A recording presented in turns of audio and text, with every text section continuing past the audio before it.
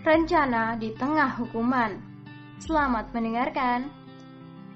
Pemuda berkulit hitam itu tampak dengan lincah memanjat dinding beton pagar di salah satu villa bekas salah satu villa di Bukit Metro ini.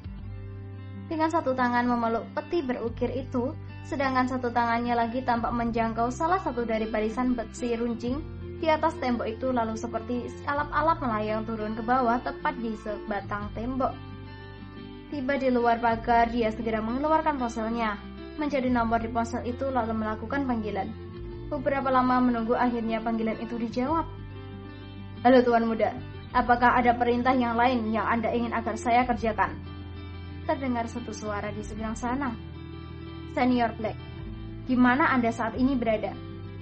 Tuan Muda, saya saat ini baru saja memasuki jalan ke Villa Klasik. Ada apakah?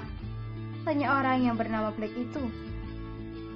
Tunda dulu perjalananmu, kembali ke Bukit Metro dan jemput aku. Aku sudah kabur dari villa milik kakak uyutku, kata pemuda itu. Hah? Mengapa Anda kabur, Tuan Muda? Baiklah, saya akan segera kembali ke Bukit Metro, kata Black. Cepatlah senior, mereka saat ini sedang mencariku.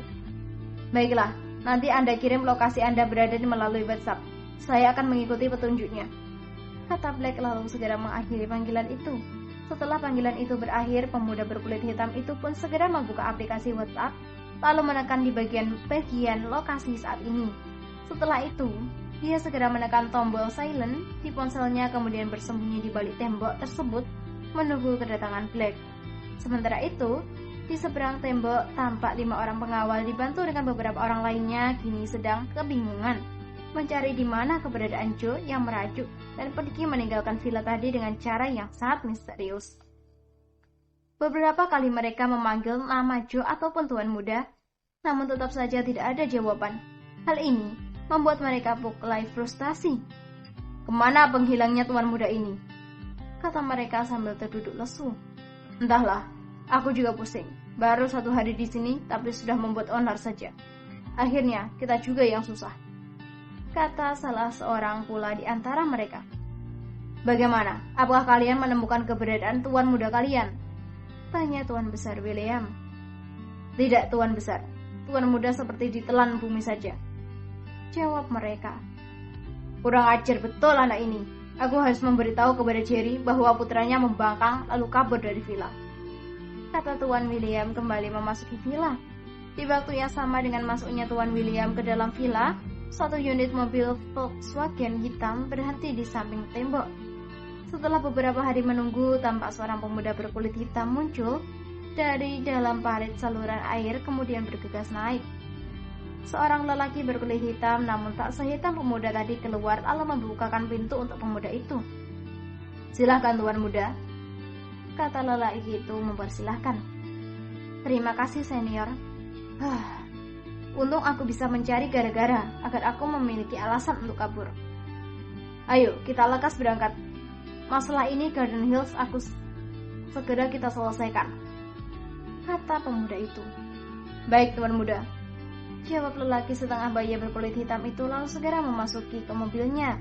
Tak lama kemudian mobil Volkswagen hitam itu meluncur dengan kecepatan tinggi mengarah ke pusat kota Metro lalu berbelok ke kiri melewati Mutiara Hotel, kemudian lurus menuju Klasik Villa. 3 orang lelaki setengah baya tampak sedang berdiri di salah satu bangunan yang belum selesai dikerjakan. Ketiga lelaki itu tampak mengenakan helm proyek warna kuning, serta mereka memakai safety vest, tampak sedang serius membahas sesuatu. Masih belum ada kabar dari Black tentang bala bantuan yang akan kita kirim ke Garden Hills bagian timur, kata salah seorang, dan mereka sambil memandang jauh ke ujung pagarnya. Bersabarlah Riko. Saat ini pun kita tidak tahu entah hukuman apa yang diterima oleh Joe, kata salah seorang lagi. Entahlah, kadang aku bingung dengan keluarga William ini. Menjatuhkan hukuman tidak lihat-lihat keadaan, kata Riko lagi. Kok ini lucu? Keadaan seperti apa? Justru karena salah paham lah makanya hukuman itu jatuh. Kak, sebaiknya doakan saja semoga anak itu mendapat jalan keluar. Aku yakin dia tidak akan menyerah. Anak itu lebih licik dari siapapun. Tentu saja, sebentar lagi kita akan mendapat kabar. Benar saja, Baru saja mereka membahas tentang Joe William yang mempunyai banyak akal, salah satu telepon seluler milik mereka pun berdering. Nah, apa gue bilang? Dia sudah menelpon. Halo tuan muda. Paman Rian, aku benci dengan sebutan celaka itu. Mulai sekarang namaku adalah Joe Iprit.